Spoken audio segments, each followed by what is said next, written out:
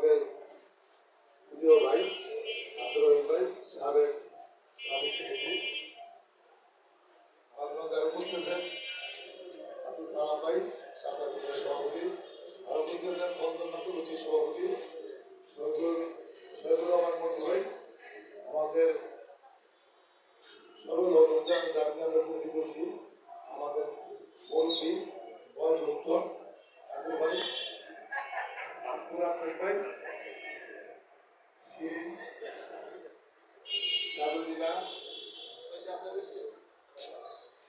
জয় আহমেদ এদের মূল বিষয় বলছি নাবিয়া সুলতানা নিশি সামনে যারা আছেন আমাদের আলী ভাই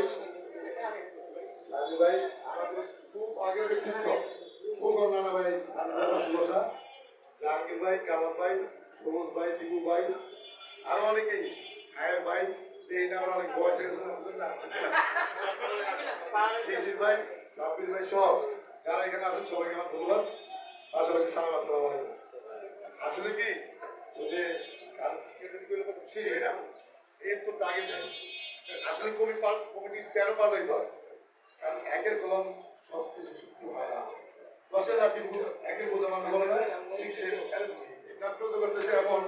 আজকে আমরা এখানে 10 জন লোক পেয়েছি, 10 জন লোক কমিটি করছি। আস্তে আস্তে কত আপনার তেল মারতেন, কত করে যায় শেষে দেখা আমার তো ব্যস্ত আছে।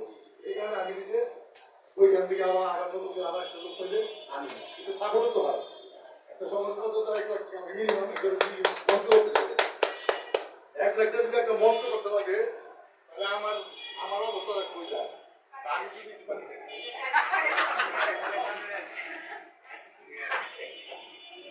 তাহলে আমার অবস্থাটা হয়ে যায়। আমার তো আরো অনেক কাজ আছে।